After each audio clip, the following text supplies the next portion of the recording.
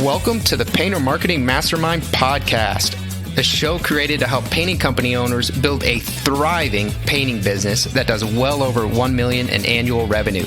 I'm your host, Brandon Pierpont, founder of Painter Marketing Pros and creator of the popular PCA educational series, Learn, Do, Grow, Marketing for Painters.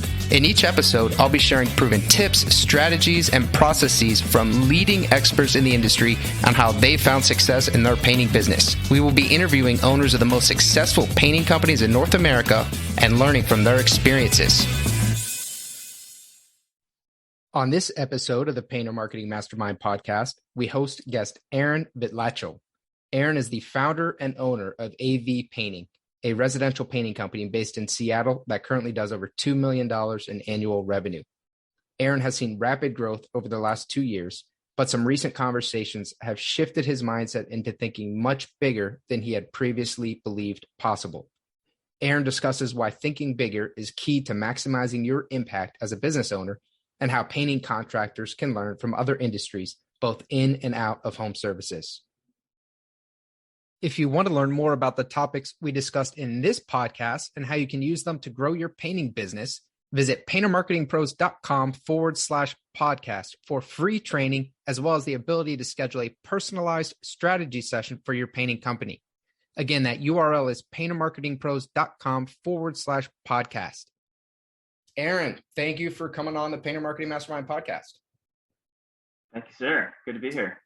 Yeah, so tell us a little bit about AV Painting. Where are you guys based? What do you do? What's going on? AV Painting is based in Seattle. I started in College Works Painting in 2006 as a freshman. I went to Whitman College and then started 2007 just painting on my own.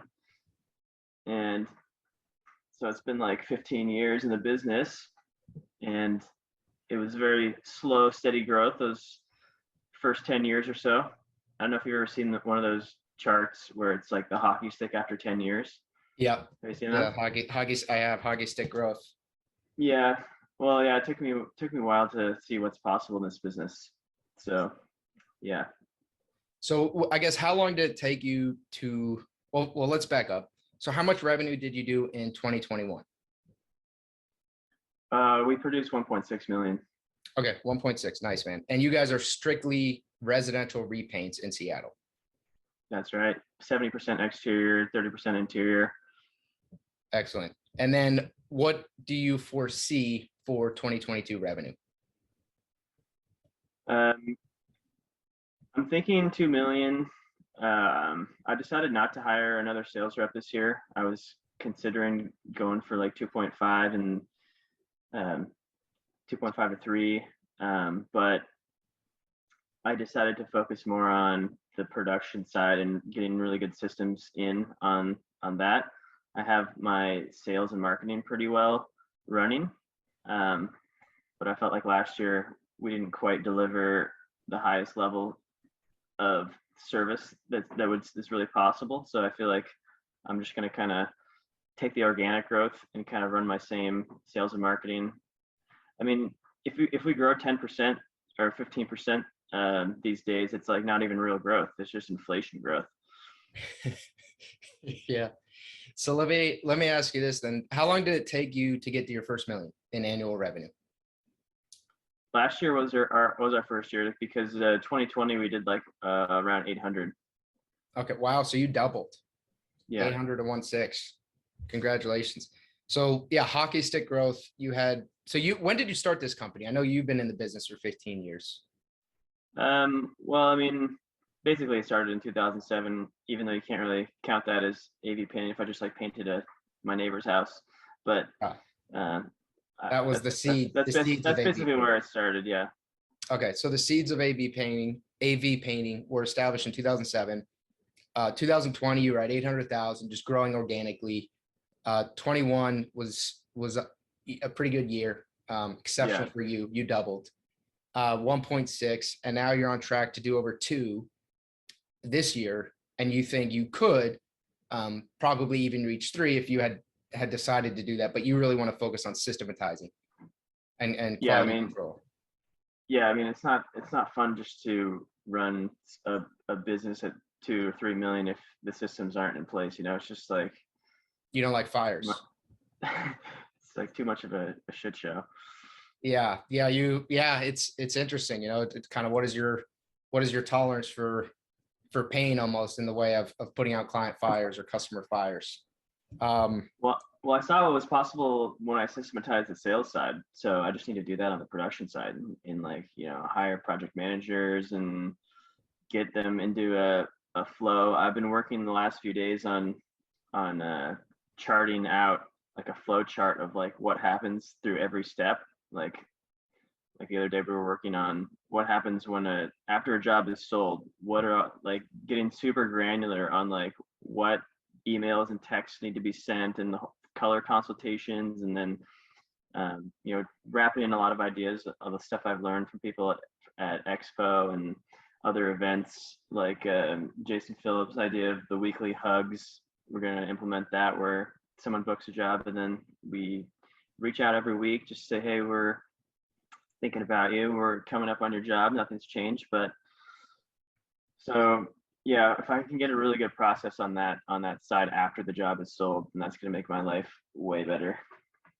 Yeah, that's great, man.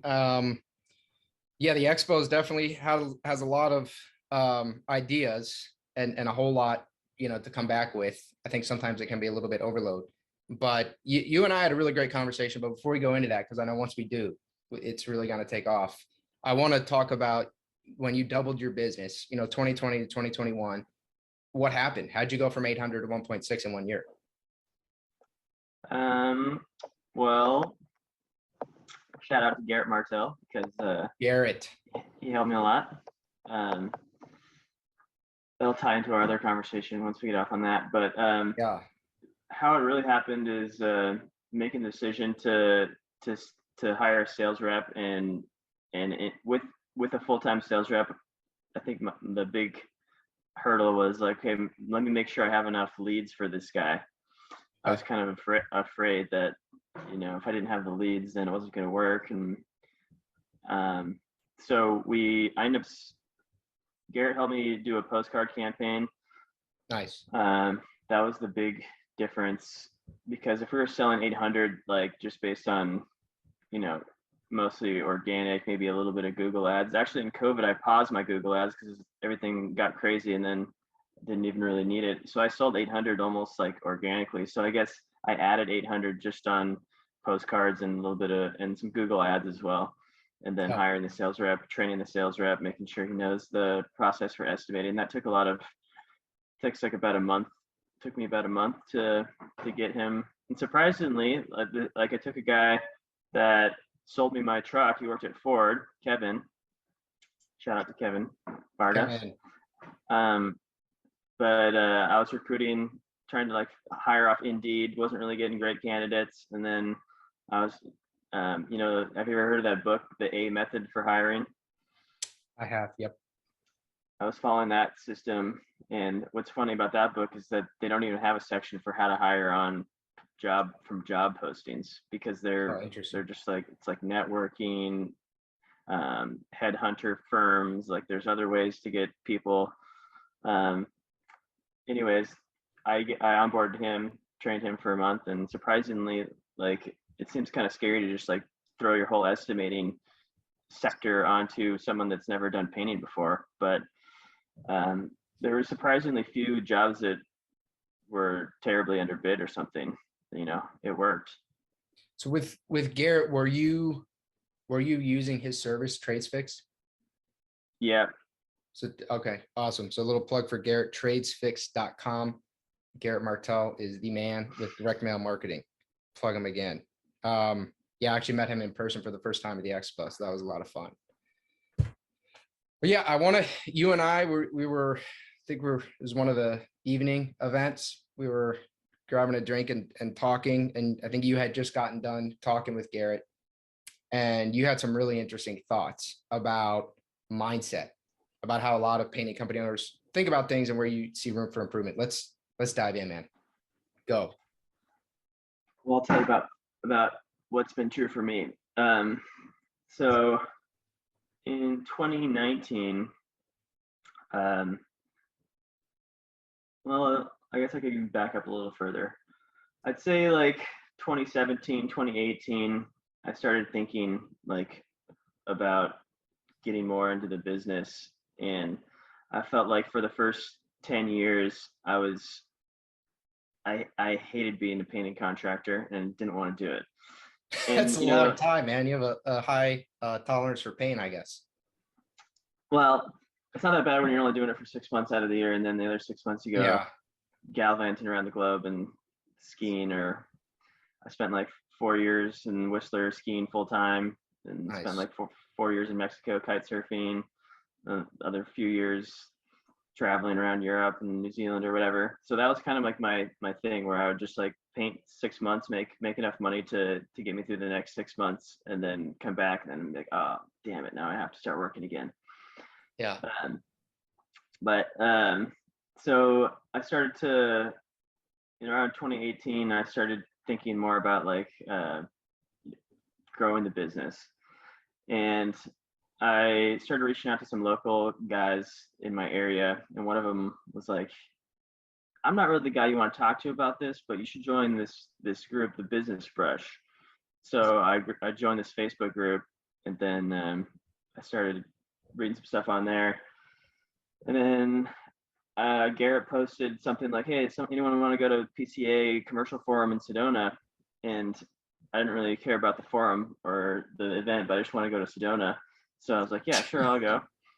And we had a fun time, like hiking around Grand Canyon. And then I got to know Garrett, because they have all those awesome rocks and stuff around there, and it was really fun. We went a few days early, and then that's when I started to see, oh, I didn't know you could run I didn't know you could do this like $5 million company, 20% net, make $1 million a year. Didn't seem like he was working that much harder than I was. Like, why wouldn't I just want to do that? Right. So that was like my first inspiration of like what was possible. Also, it was important for me that Garrett was like close to my age. He's actually a few years younger. Same business model, same type of business mind. Whereas like I had an idea of like a painter contractor as like this, like, 45, 50-year-old dude that's like loves the craft and just has like 30 painters, and it sounded like something I never wanted to do. But Garrett put the example of like the business person with a sub model that can make a lot of money. So after that, I was like, okay, I can do that. That sounds doable. And then so that was like my impetus to grow from like 800 to 1.6. But I felt that I was kind of, there was something a little bit missing in my energy, because even though I had been inspired to grow my company, I had this idea of like, okay, let's get to 5 million. If I'm making $1 million a year, I don't need any more money than that. Then I'll just go do something else. But I didn't really know what that something else would be anyway. So I didn't have a clear vision of like what my awesome life is going to be. I just wanted to not do what I'm doing. So that's like the energy behind that is like, I don't want to do this. I still don't want to be doing what I'm doing, So yeah, it's so funny, man. Not a lot of people come on this and say, I don't want to be doing this, but I appreciate the candor. So I mean, that's holding me back, right? Like when you're not doing something that you want to be doing, like it's very hard to just like sit down and like grind through it. Like all the big visionary people that have done amazing things, the reason they've done it is because when it gets hard, they love what they're doing. They're inspired. They have enough energy to like take them through. Yeah, the passion helps. Yeah, the passion will carry you through the tough times, right? So if I don't have like that passion, it's not enough just to be like, oh, I want the $1 million. It's like, it's not enough. I don't think anyone in the world has ever been, man, it'd be cool to be super rich and like make millions and millions. I don't think that thought's ever really crossed anyone's mind. I think for some people that probably would be enough, but I'm just speaking for me personally. Like it's I'm like, yeah, I mean, especially if on 1.6 million I'm still making like a few $100,000, like I don't need, like, the money after several $100,000 a year is like not making a huge difference Mhm. to the point where I'm just like, yes, I have to have it. So my breakthrough moment was when I went to some other events for home improvement contractors and started meeting some other people running like $100 million companies. I went to the top 500 remodelers in New Orleans last fall, and like there's a like there's dudes running roofing companies, $300 million, home improvement companies that like 700 million. And so I started getting me thinking a little bit. I went to Accelerate Live in Fort Lauderdale a few weeks before the Orlando conference, which is Mhm. another home improvement, not painting specific, but home improvement specific. Sure. I met some good guys there, and there's exciting things happening in this industry. Like there's roll-ups happening where like companies are getting conglomerated and bought, and there's like arbitrage happening where you can buy up a few companies that are worth like $1 million here. Like this company's worth $1 million, this company's worth $1 million. You can get like 5 companies together, and suddenly instead of like a 3x multiple, now it's worth 6x multiple because it's valued more the bigger the company. So and just like realizing the opportunity in home improvement, like I remember back in the day, I was like, man, I don't want to be doing this painting thing. This sucks. I want to do something exciting. So I went to the Seattle Startup Week, and all these like startup companies, like, oh, this would be exciting. None of them make any money. That's the deal with startups. Go be a tech entrepreneur. You're Yeah, gonna like be the next unicorn. yeah, you have like the one in a One in million shot. Yep. Yeah, and I was like, man, this isn't too bad. I guess it's home improvement thing. So so then I started thinking like, what would be like really inspiring, and so I started thinking bigger. Like I think part of a common thing that I see like at the expo and stuff, it's like, okay, how much money do you need to live your life, right? And I feel like that's a limiting factor because, like I said, the money, once you get to a certain point, you have enough money. So I started thinking about like, what would it be like to run a $5 million company? What would it be like to run a $25 million company, or a $50 million company, or a $100 million company? Or what would it be like to run the biggest painting company in the nation? So CertaPro does like 700 something million. What would, like, if you were going to beat CertaPro, that's like $1 billion company. Mm-hmm. So who's the man that I would have to become to run $100 million company or $1 billion company? It's too big to like comprehend the difference right now, but like just thinking that scale, yeah, like who do I have to become? And that's like what the real growth is. It's like the personal development of what's going to be asked of me. And then the other aspect that motivates me is like the talent development aspect of it, because what I've heard from all these big organizations that are like $100 million plus, it becomes a talent development, a people funnel. Like these companies, and Brandon Vaughn talked about this at his thing at the expo, where focusing on the people and treating your talent pool and your recruiting as marketing. So like, yep, a lot of people focus on their marketing, they track their ROI, but are you tracking your, like, where you're posting ads, or where yep, you're getting referrals, and how are you getting people? So these huge firms, they're just like, they're focused on like, how do you funnel people into your organization? How do you get top level talent? Another thing that was a light bulb for me was I read a couple things from like billionaire type people that said it's not any easier to run a small business than it is a big business. It's actually harder to run a small business because you can't attract level 10 talent. If I have a $2 million company, I don't have enough space in the company to attract, like, I mean, maybe I can develop someone into it, but like if I have a $100 million company, the quality of people that I can hire is, I have more leeway. I can have more capital. I can hire like super high level people.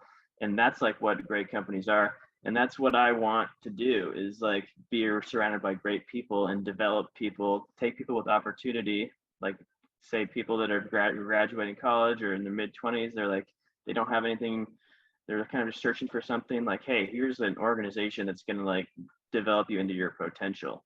And then what would happen from there? Like now, let's say I retire from this $100 million company at some point. What are all my connections going to be? Like I'm going to have this huge pool of people that are going to be like moving through my organization, starting their own businesses. Like the opportunities are going to be vast. So that's what I mean by money not being the deciding factor. It's like, what's the life that is possible at a bigger scale? So you basically, well, let me ask you this. Have you decided what you want? I mean, are you aiming for $1 billion revenue company? What's your goal? I mean, I feel like that's kind of absurd to Aaron, say that I want to be a is going to be company. Listened to, I think, by, well over 1,000, potentially thousands of people. This is your opportunity. We're recording this on March 10th, 2022. This is your opportunity to put a stake in the ground. Thanks, Brandon. I appreciate this. No worries. I didn't want to put you on the spot, nothing like that. I wanted to keep it casual. I can't say billion at this point, but I could say 100 million. Okay. It's a pretty big stake. I like that. So you're committed. At this point, you decided that you're going to build a company to over 100 million. Yep. I love it, man. Are you going to stick just to painting, or are you thinking about expanding into other home improvement services? I don't know. There's a few models for that kind of growth. Like one thing that opened my mind at the expo was hearing Brandon. I saw his map to $1 million thing in where he created his epoxy or garage floor coating company, and he's already franchised it into like 7 locations. So there's a franchise model that you could do. CertaPro's doing a franchise model.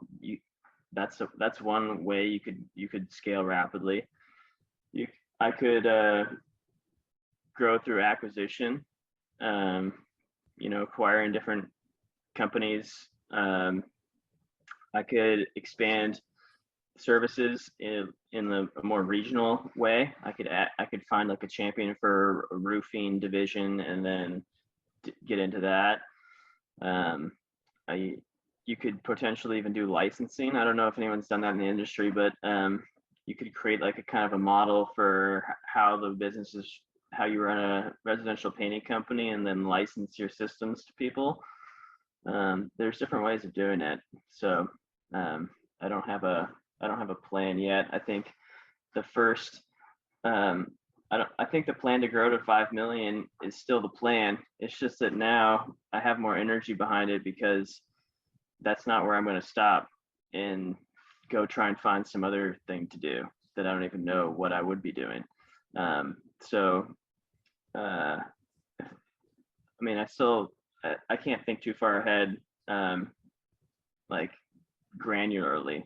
But it's good to have like the idea of like, putting the feelers out.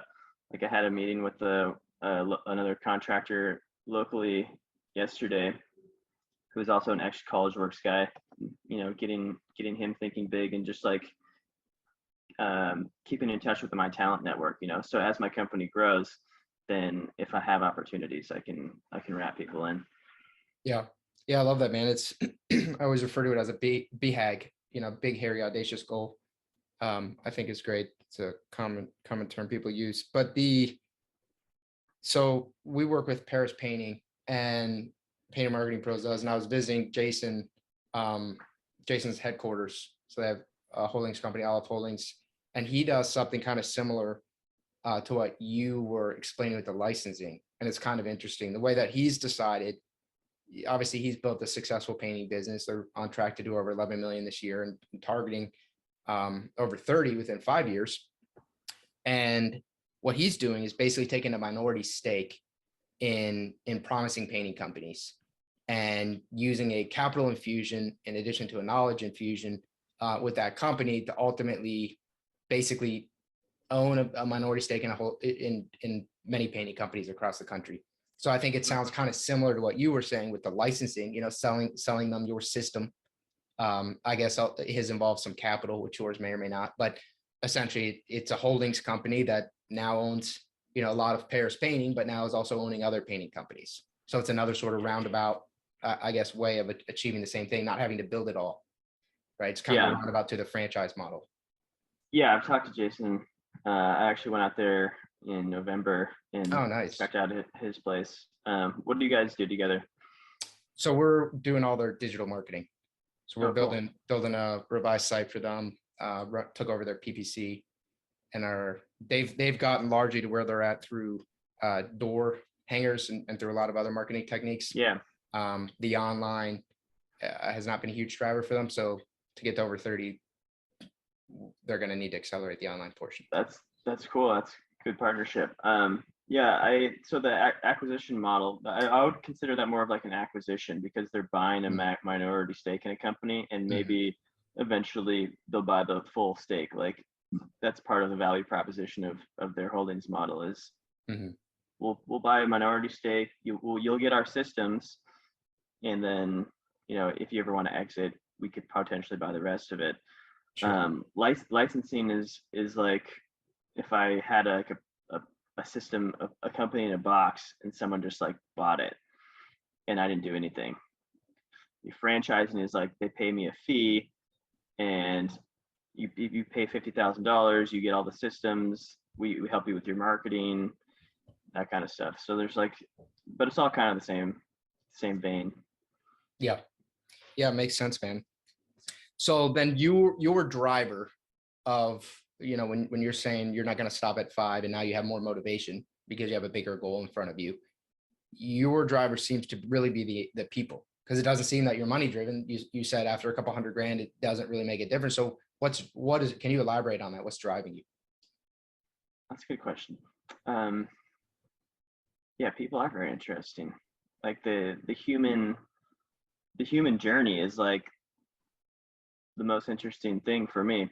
I think there's two types of people. There's like people that are interested in things, and there's people that are interested in people. And like people that are interested in things, like Elon Musk, that's like the pinnacle example of someone that's interested in things. He's like a brilliant engineer, and he's like, how do I build rockets to go to Mars? And then people that are interested in people, that's more like a Richard Branson type of person, who's like they're focused more on the people. And for me, the human experience is just like a fascinating thing. And like seeing my own journey from how much I've changed in my life and who I've become up until this point, and who I might become in another 10 or 20 years. It's fun to be able to connect with other people, and I love just like how much expansion I get personally working with other smart people. Like I was on a call the other day. Like I get so much energy from people, and like my worst situation is like to be in my office alone, like working on stuff that I don't want to work on, and I'm just like, it's so bad. But if I have like someone on a Zoom call, like I have admin person, Anna, she's on the East Coast, she's helping me. She's like does project coordination, and we're writing out all of our workflows, and just like having her on Zoom, and I'm just like typing through my stuff, kind of just like talking out loud. Maybe me in the past, or someone might think like, oh, this is a waste of her time because she's just watching me work. But actually it's like I can't distract myself because someone's like watching me. And as I'm talking through everything, she says, oh, well, why don't we put that step earlier, or why don't we put this extra question on the form when people actually sign up instead of like doing this later? I'm like, oh, that's brilliant.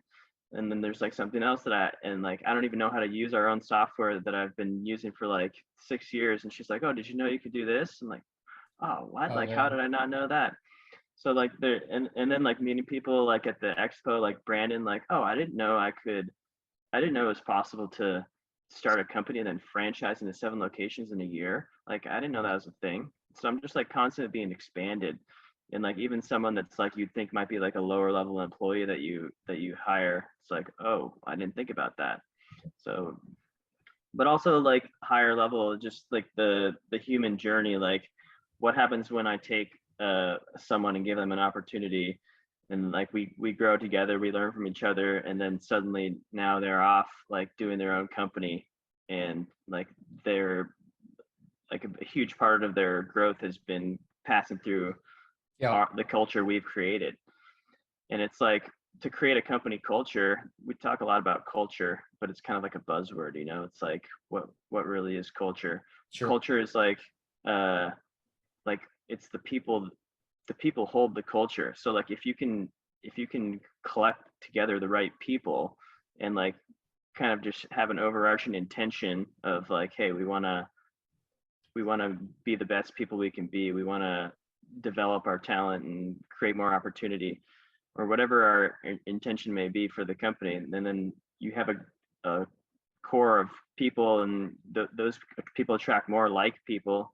You've just like created your own little world within the world. Yeah, I love that, man. And this idea that people who come through your company create their own company. Now you kind of have your offspring companies. Got baby companies. Yeah. maybe they need a minority partner. Maybe they do. Yeah. I feel like we need to get you like a nanny cam, Aaron, like set up there, and you don't know, there's a live stream. You don't know whether somebody's watching or not. So you just have to kind of keep working. An accountability nanny cam. Now thinking about these tech unicorns, man, this is an opportunity right here. I guess if there was like actually people on there where there's like a decent chance someone was actually watching, that might work. This could be a service we could create. Like a live stream. Like if people are interested, like say people watch this and they're like, oh damn, this guy is interesting, I just want to like watch him work at his computer. It's going to be super interesting. Then I'll just be on there and just like talking through my shit, live stream. It's just content, right? I could become like a YouTube celebrity just by live streaming. Just by doing your job. Yeah. Yeah. He said he's going to work from 9 to 6. I really want to see him work from 9 to 6. Yeah, and then you could like chunk it up into like 5-minute videos, and you'd have so much content of me just working. You would, yes. The crazy thing is, some people would probably watch that. Not a bad idea. Yeah, there is something there. So what are, I guess, some of the mistakes you've made as you've grown your business to this point?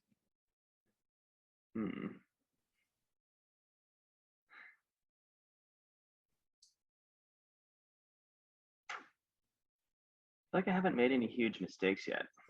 Perfection. But I'll take it. That's probably because I haven't like been boldly growing until now. So I would expect some mistakes to be on the horizon. If you're not making mistakes, that means you're probably just like, how big of a mistake can I make just like going from like 80K to 120K to 200K a year in revenue? Like, what are the big mistakes that I'm going to make there? Like, I underbid a job. Like, the big mistakes come when you like make a wrong hire, and like something you made a huge tactical error because you're trying to do big things, right? So I feel like I haven't really like broken enough things. Like Facebook's motto is like move fast and break things. Sure. They're making a lot of mistakes because they're moving fast and they're like trying to scale rapidly. So I might have some good mistakes for you next time we talk. I love it. So then let me ask you this. You've talked with obviously a lot of the heavy hitters in the space, and you've gotten a lot of good advice. What things do you think you might break moving forward? What are potential things you think could go wrong as you now start to scale more aggressively? The good thing about this business is like it's so forgiving. Like the cash flow model of a especially like a sub model, like compared to a business like manufacturing or like a tech company where like you have to keep raising capital to like keep your runway going. Like that's so stressful, and like any mistake, like you could sink your company. If you're in a manufacturing company and like you make them and like something happens with like your distributor and like some relationship goes wrong, and then like now you have like a huge shipment of stuff that's not usable, like in the home improvement industry, like that's a good question. Like, what are some of the big mistakes that could happen? It's like, I feel like hiring the wrong people is probably the biggest mistake that could happen, because everything else is like, it's almost as foolproof as a cash machine as you can get. Mhm. Like we're getting 30% of our money up front. Like worst case scenario, like our risk is just distributed over hundreds of jobs as a Yeah. residential painting contractor. If someone in a commercial type job, maybe they have like a job that they're doing that's like 800K, $1 million job. Maybe they're like a $5 million company. Like if one of those jobs starts to go sideways, that could be a big mistake. But in my model, the risk is so distributed that I think the main risk is the people. Yeah. Yeah. I think it's a great point. It is an attractive business model. I think Jason Ferriss and Nick Slavik talked quite a bit about that at the expo, about how attractive this is as a model and kind of overlooked. And they mentioned some of what you said about the rolling up of companies. I think as Jason said, the renaissance of painting industries has not yet occurred. And I think that there's a tech revolution that hasn't, for some reason, reached painting, but I think it is reaching it. I like to think we're contributing a little bit for that, but I think that the companies that embrace that are ultimately going to be these companies that accelerate, this forward thinking, like you're saying, as opposed to, just a $500,000 million company just kind of hang out there. I've seen a little bit of that with like Paint Zen is a good example. You know them? Paint Zen? Yeah. I've heard of them. I don't know them though. They developed this, like you can go on their website and you can basically book your job through their like online estimating thing. So it's like, how big is your room? Do you want the walls painted? Are they dark walls? Like, do you want the windows painted? Like, so it's like basically taking you through the estimate process digitally. And then it's like, yeah, sign up, book your job now. You never had to speak to anyone. And then they sub out, and then someone will come out to your house, do the job. And I think they sold to PPG for like 60 something million. So that was kind of like the first tech play that we saw. Yep. Nice. That's great, man. What in your company right now is going the best? What do you feel like you're just absolutely knocking it out of the park on?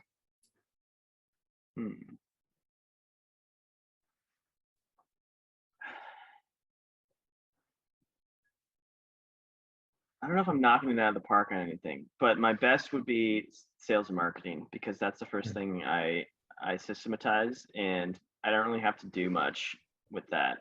I think it could be improved to get it to knock out of the park level. I think I'm still a little bit constrained because I have so many other things to develop in the business, where like if I had the production side systematized, I'd have more bandwidth to like really optimize sales and marketing even more. But I think that's my strong suit right now, is sales and marketing. And then personally, like my strong suit is production, like big picture production management. Like I feel like I have a natural talent for attracting and retaining and managing subcontractor crews. Like I think because I speak Spanish, that's like a huge advantage, and I feel like I relate well and I'm able to work well with those crews and like keep them engaged and keep them happy, negotiate with them. Love it. And then I guess kind of moving forward, we've talked a bit about the painting industry and obviously some of the developments that are happening, some developments that we think are still going to happen. How do you see it? And you have touched on this some, but in the next 5 years, 10 years, 15 years, what do you see happening? What are the biggest changes you see likely coming? And that maybe other painting contractors or company owners, if they haven't really thought about it, maybe might want to start thinking about this. One thing other people probably might be thinking of already is like the economy is going to be a huge factor. Obviously, we can't really predict what's going to happen, but it's been good for a long time, man. One thing I have thought of is like, what is, like, if we do have a pullback in the economy, like let's say like a 2008 style thing, or it could be even like more impactful than that, depending on if we're on like a 10-year cycle or are we on like a 100-year cycle. What kind of business model are we running? Like, are we going to be able to absorb that and like scale back? Like, how much overhead do we have? How nimble would we be? Because if that happened, I think I would probably come out of the other side of it with a way more market share, because my overhead is low and I'm like positioned, I'm not overextended, so that if there was a market pullback, I would be able to expand. And like maybe other marketing channels would, like say Google ads and postcards and stuff, the ROI goes down, people aren't buying. Say I expand, like doing door-to-door knocking. Like we hired one guy to start doing that the other day. So like there's ways to expand in a down economy. That's one tactical thing I would consider. But other than that, yeah, like we've touched on like the people have come in with like some tech plays into the industry. Roll-ups are happening. There's definitely a huge opportunity for companies, and like private equity is becoming more interested in the industry. They're seeing like how much cash flow, how great of like a model it is. So what's going to happen with that? Like, I would say, for me, I'm definitely interested in the roll up thing. Like if I can scale myself to a point where, let's say I'm doing like 5 million, 7 million in my region, just in Seattle. And then I can start expanding. Maybe I can leverage other people's capital. Like maybe someone's like, hey, I'll put up some money, and then I can acquire some other companies and then start conglomerating and expanding. And then if I go from 5 million, if I buy another company that's worth 5 million, and then I suddenly have a collection of companies that's worth 30 million, now private equity is going to give me like a good multiple on it. And then I could potentially exit, maybe like buy more companies. Like once you start working at scale like that with like other people's money, particularly, and like leveraging and like doing that, like I think there's a lot of opportunity there. Yeah, I'm a big proponent of Robert Kiyosaki's philosophies, and I've brought up a couple of them on the podcast, but other people's time, other people's money, is ultimately how you accelerate your growth. Yeah, other people's time being like employees, right? Employees, subcontractors, independent, kind of whoever you need. But it's all ultimately about leveraging the resources and assets available to you, not doing everything yourself, not paying for everything yourself. Yeah, and that's like, I'm in some entrepreneurs groups as well, and it's interesting to challenge yourself about those things. Like what are things that you're doing that actually could be outsourced, and challenging like there's stuff that you might not think is possible to outsource that is. Like, can you hire a personal assistant to like return Amazon packages and like pick up your dry cleaning, or like call the bank and wait on hold? And like there's like I've picked up some interesting things from other entrepreneurs. Like, I guess maybe you could leverage your time even more. Yep. Yeah. I have a love-hate relationship. Well, he doesn't have any relationship with me, but I have a love-hate relationship with Tim Ferriss. And I have tried to read his book, 4 Hour Work Week, literally 5 times. I've tried, and I just can't. I like to read books. I finish every book I start except his. I've made it halfway through and I just get too pissed. I'm like, this guy's too full of shit at some point in here. But a lot of his concepts, and I think he really kind of started this, much of this revolution about trying to think more systematically about your entire life. Like you said, the dry cleaning, or can someone conduct these errands or these calls for you? My wife and I have started thinking about our life the same way we think about our business, right? Like we hired a nanny, we hired someone who goes and does errands. Because if I wouldn't do that level of work with Painter Marketing Pros, then why would I go do that level of work, or that kind of, not high value work outside of Painter? It's the exact same thing. You can start to think about your whole life and your business as one unit, not separate. Yeah, that's important. That's the entrepreneur's mindset, right? Yeah. And you have to kind of, and I think it's one of the biggest struggles in this industry. I think it's a natural struggle anyways, but especially like you mentioned, kind of coming up in painting, but you don't really necessarily like painting, and the difference between painting and a business owner's mindset. If you come up in that practitioner mindset of you're a practitioner of painting, you're a painter, and that is I think it makes that mental transition more difficult. Of really, no, you're not a painter. Like I ran an interview, a podcast, live podcast with Jason Phillips at the Expo, and he talked about the 3 stages of contractor prison. And stage 1, you're the contractor. Stage 2, you're a sales and marketing company that provides the contracting service. And then stage 3, like you said, you're a people development company. So I think it's interesting to see those themes. Yep. Yeah, it's definitely way harder for someone that actually was a tradesperson, because they have like that connection to the trade. Whereas like someone like me, I did paint, but like my first opportunity was like hire the painters. That's like the College Works and College Pro model, right? It's interesting to see how many people from College Pro are in the Expo, like in high level, a lot of big positions, hitters. Yeah, they're breeding them, man. They're like racehorses over here or something. They're coming out and doing well. Yeah, I wonder. It makes you think. Like, is there an opportunity?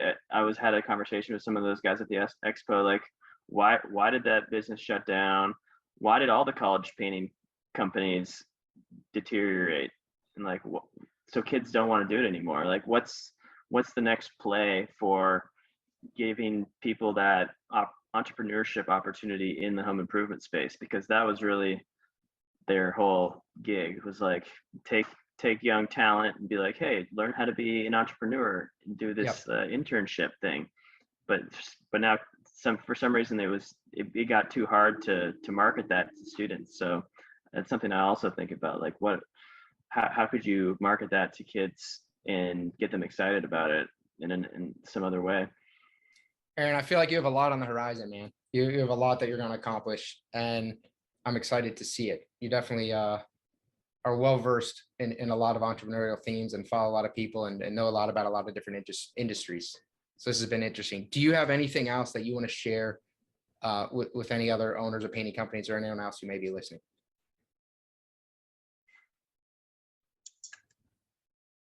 Well, just based on what I've learned about myself recently, like always be thinking like, what do I really want?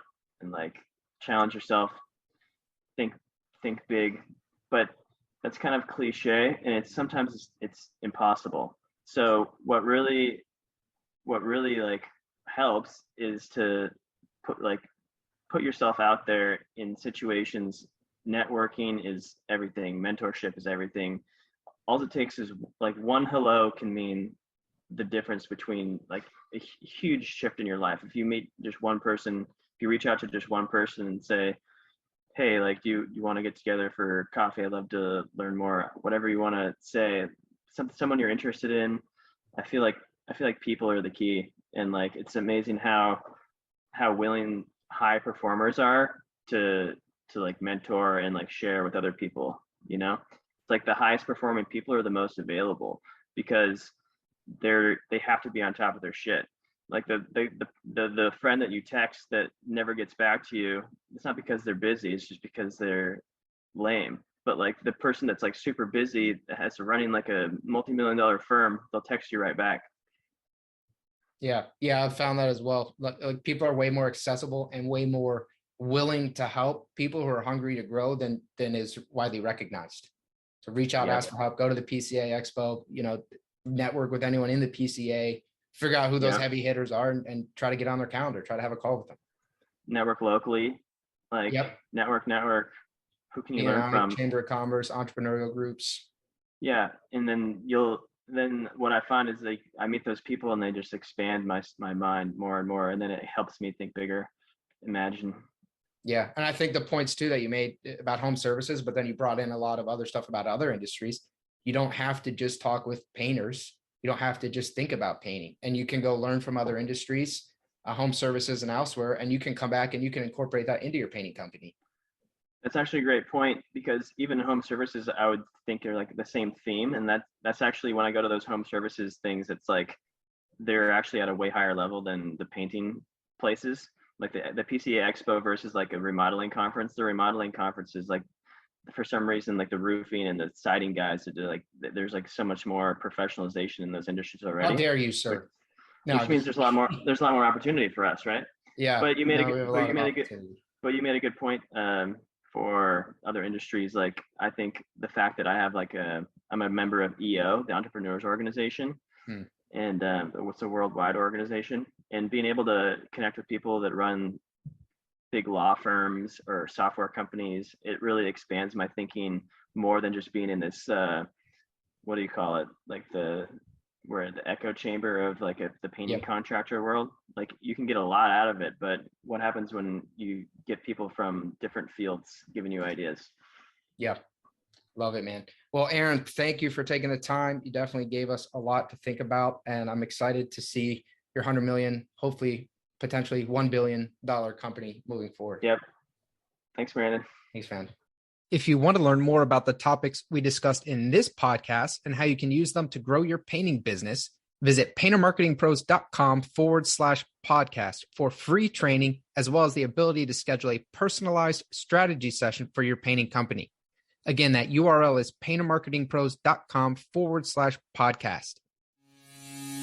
Hey there, painting company owners. If you enjoyed today's episode, make sure you go ahead and hit that subscribe button. Give us your feedback. Let us know how we did. And also, if you're interested in taking your painting business to the next level, make sure you visit the Painter Marketing Pros website at paintermarketingpros.com to learn more about our services. You can also reach out to me directly by emailing me at brandon@paintermarketingpros.com, and I can give you personalized advice on growing your painting business. Until next time, keep growing.